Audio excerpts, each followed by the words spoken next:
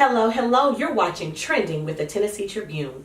I'm Ashley Northington, the agency director and founder at DENOR Brands and Public Relations, and I'm here on behalf of the Tennessee Tribune with Ana Escobar, who is running for General Sessions Division III judge. We're here to learn more about the candidates for running for office so that you can be informed about the issues that matter to you most. So let's jump right in.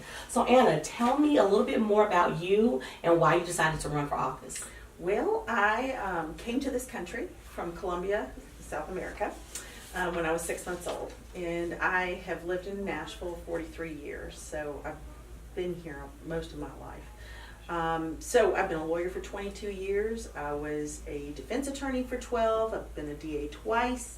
I was Metro Clerk for 2 years, and I was also the Deputy Director of the AOC. But most recently, I was the team leader for the domestic violence unit at the DA's office. I've had to leave that job in order to run. So this particular slot that I'm running for hears domestic violence cases 8 months out of the year. So this is something I'm very passionate about. There are a lot of innovations and exciting things happening in Nashville in that work, and I want to be a part of it. Wonderful.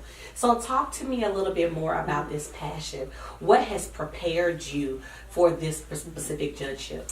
Well, I am on the board of the YWCA for the last 6 years. This will be my last year. And I was actually the advocacy chair for the last 2 years. And so we passed legislation to help domestic violence victims. And I thought I understood domestic violence, but honestly, not till I had the opportunity to actually speak to hundreds of victims and hear their stories did I really start to understand how complex this is. It's more than just the power and control wheel. Sure. It is much more complex. Another thing is that the domestic laws in Tennessee are very broad. So you can be labeled domestic violence if you're a roommate, if you are family members, or an intimate partner. Another thing that I learned was that there are a lot of adult children with mental health issues that live with their parents. Sometimes they get off their medication, and so mom and dad call mobile crisis, but because in that interaction the adult child pushed them, all of a sudden that adult child is going to jail instead of mobile crisis. So we deal with a lot of different things and people in different journeys in these types of relationships.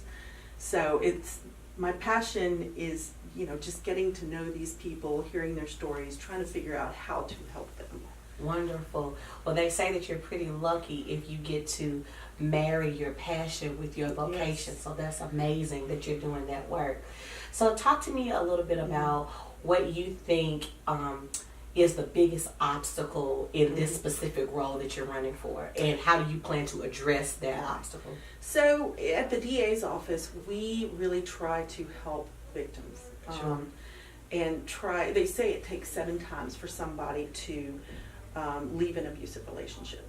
So when somebody enters the judicial system or the legal system, we don't know where they are on that journey. So it is so important for that person to realize that when they go into court, they're going to somewhere that's neutral, that will treat them with respect and dignity, and that their case hasn't been decided before they even enter the courtroom. Wow. On the flip side, if you're accused of domestic violence, you lose a lot. Before you even get to court, some people lose their jobs, their housing, and custody of their children. So it is very important for those people accused of the crime to have their case heard quickly. And they also need to feel like they were able to present evidence and testimony and witnesses for their defense. And if they are found guilty, I think they would respect the ruling of the court a lot more. So what traditionally happens is that people accused of domestic violence go to classes. Sure. My interest, and has been my interest for a while, is to explore what are these classes doing. Sure. I mean, they are state mandated, but they are 26 classes, 26 weeks, and that's a big sacrifice for a family. Yeah. And you could spend up to $700 going to these classes. I know that the Office of Family Safety is about to start studying whether or not there's recidivism and whether or not these classes are doing any good. So to address your question Sure. in a long rounded way, No. I think that we need to be more thoughtful about what we're doing in the criminal justice system, because these are affecting our families and our children. And, they say that a child is two times more likely to be either a batterer or battered if they've witnessed it in their childhood.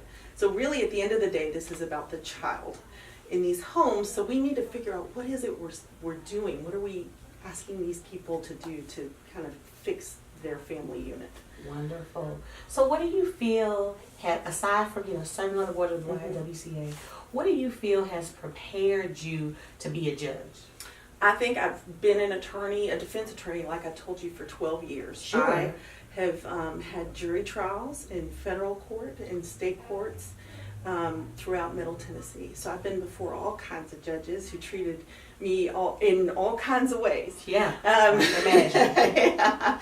So as a defense attorney, I've been there. I've held the hand of a child, really, a 19-year-old who was found guilty of murder and is doing life. Wow. And that is the worst feeling, honestly, to be alongside somebody who's just, lost a case. So Yeah. I feel like I have represented people that are indigent as a public defender. I've represented people from all walks of life who don't speak the language, Yeah. who are undocumented.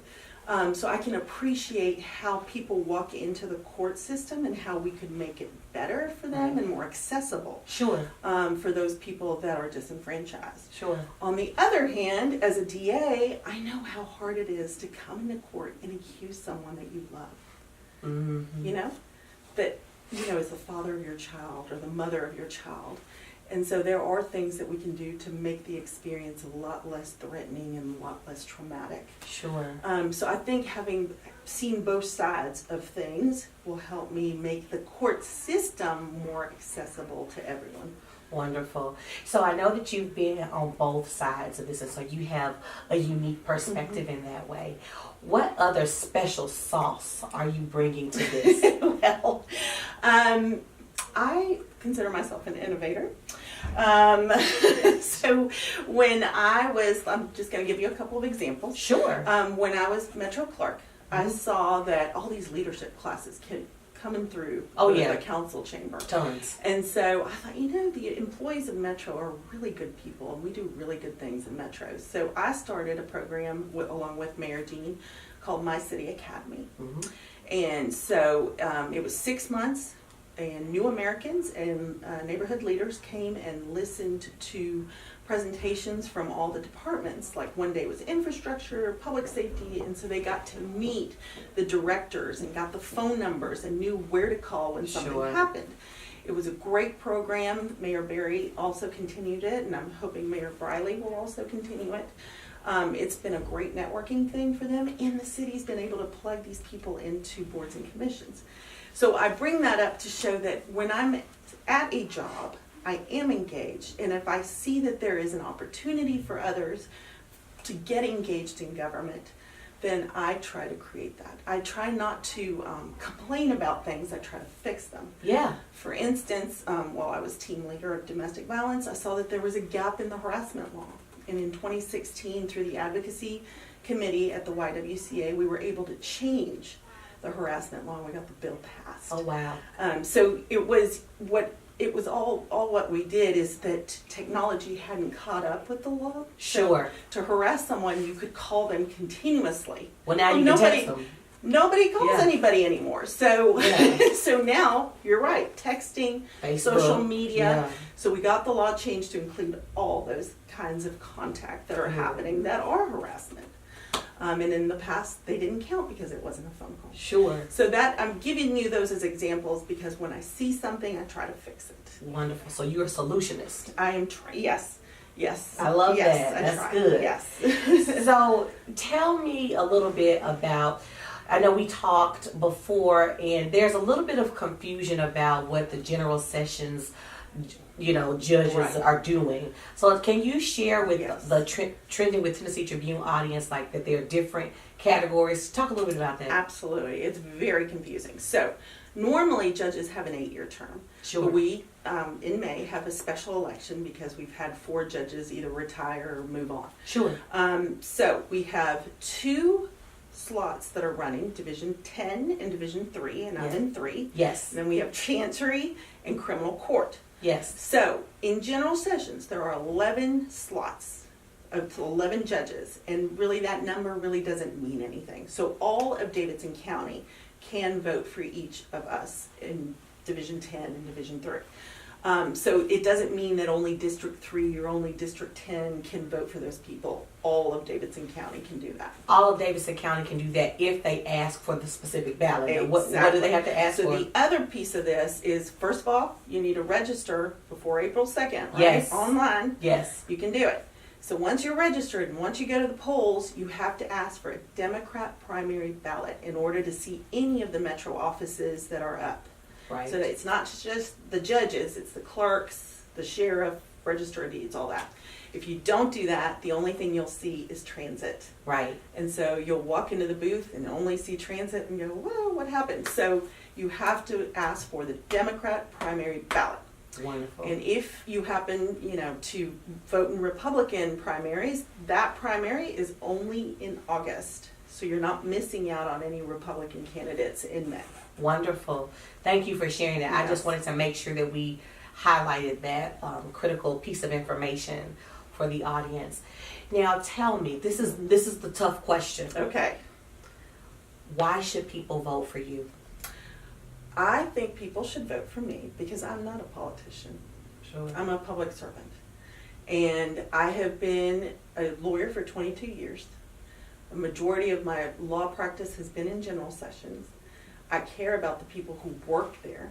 I care about the people who come there. I think we have a responsibility to make it more accessible. I think that this is a very exciting time in criminal justice in Nashville because people are starting to have more open ideas Sure. about how to change things, how to, whether punishment is appropriate in jail. There's some exciting conversations happening, Mhm. and I'm open to those. And like I tried to explain, I'm an innovator. I will try things. If it doesn't work, we'll try something else. I don't have that kind of ego that it's my way or the highway. Good.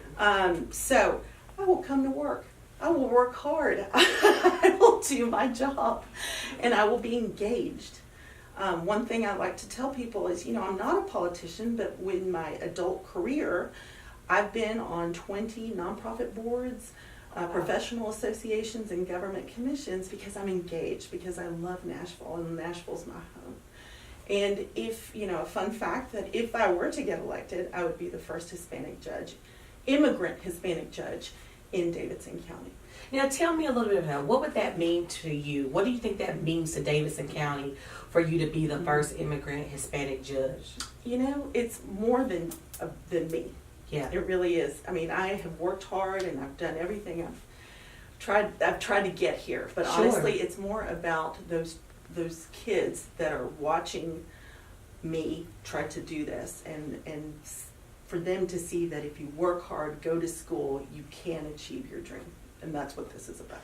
Wonderful. And when people come to court, they see somebody who understands the cultural differences, that there's language barriers, and not get impatient and disrespectful. That's important. That's the important thing. Not that they're going to be treated differently, but it's the disrespect that sometimes happens. Wow. Thank you. Thank you for sharing that. Yeah. Well, folks, you've heard it here first. We've been chatting with the lovely Ana Escobar. She is asking for your vote here in May. Stay tuned for more candidate interviews. Thank you. Thank you.